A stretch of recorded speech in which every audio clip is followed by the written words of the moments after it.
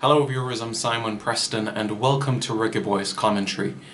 So it's another edition of Tactical Boyz. Yes indeed, and what we're going to do today, we're going to look at the Gold Cup semi-final of 2015.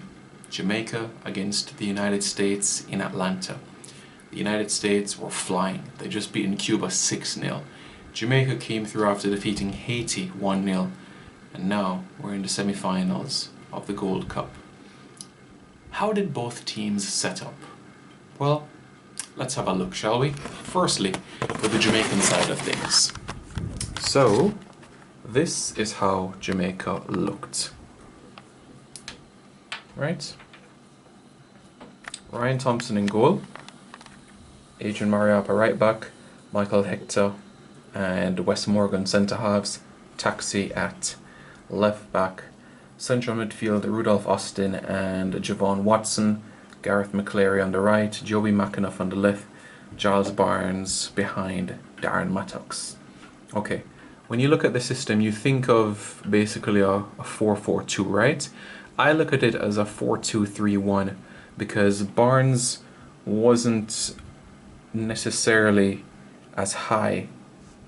He was more a little bit deeper and operated in a sense like a number 10. The second thing we have to note here is that Adrian Mariappa, he tucked more centrally. So in a sense, it appeared numerous occasions that Jamaica had a back three centrally. This proved to raise some challenges, and we'll get to that quite shortly. But in a sense, Mariappa was playing as a third centre half in this game. In aspects you could say it benefited, and some aspects it didn't. Thankfully, it paid off for Jamaica. So I think this was one of the key reasons for victory, and also one of the key moments of surprise in the fixture as well. Central midfield, Rudolph Austin, Javon Watson, tirelessly working in the middle of the park. Gareth McCleary came forward, whipping crosses into the box. Joby McAnuff, although he's noted for going forward, he also played a tactical role defending and protecting Taxi, and we'll get to that quite shortly. But with Mariappa coming centrally, I'm going to show you what they exploited over here. So let's look at how the United States lined up. The United States looked like a 4-4-1-1 formation. Brad Guzan in net, Brad Evans, Brooks, Alvarado, Fabian Johnson, Gyasi Zardes, Michael Bradley, Kyle Beckham, Bedoya, Dempsey and Johansson. So what did the Americans do? The Americans not only dominated possession, but they also dominated the number of opportunities in the game. And what happened here was that Bedoya was having a field day. With Mariappa clogging centrally, Bedoya had so much room. He could go here, he could come here, but what we saw during the game, the space that he had on the left hand side allowed time for Dempsey and allowed time for Johansson, which is why in the opening half an hour the Americans dominated possession and opportunities. Many of them clear cut, but Ryan Johnson came to the rescue of the Jamaicans. On the right hand side, Zardes, he had his couple of opportunities as well, but Joby McAnuff ensured that this guy wasn't able to either whip in crosses into the box or given room centrally to perhaps give to Dempsey, Bradley to push forward with. So in some aspects, this player, Zardes, was neutralized. And what do we know? What happened? Darren Mattox getting Jamaica on the score sheet on the half an hour mark with a header.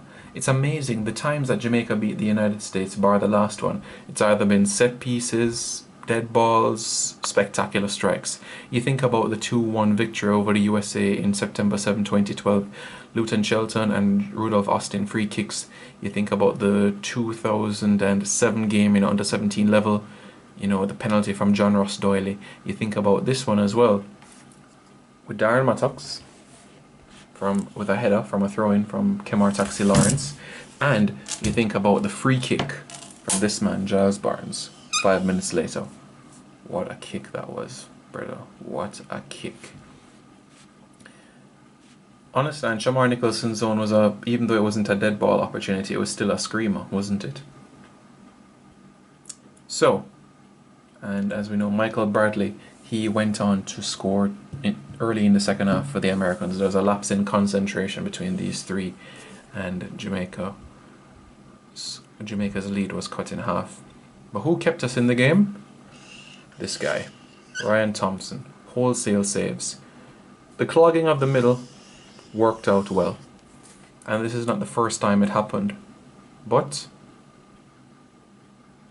it worked out on this occasion. In many aspects, you could have said the Americans, with the opportunities they had, should have won the game. But that trio made a good impact. This duo protected as much as they could. This guy protected Kemar Taxi Lawrence. This guy with a fantastic header, and this guy with a brilliant goal. All made important contributions. Just a note on the substitutions, Joel Grant came on in the last minute of the game. Chris Humphrey came on with about 6 minutes to go, and Simon Dawkins came on for Darren Mattox. Those were the changes in this game. So, Reggae Boys fans, let me know your thoughts in the comments below. What about this tactical game? Do you remember this game? What are your memories from that game? Which goal did you like more? Was it Giles Barnes' header, or no, Giles Barnes' free kick, or Darren Mattox's header? Let me know your thoughts in the comments below, and don't forget to subscribe to Reggae Boys Commentary.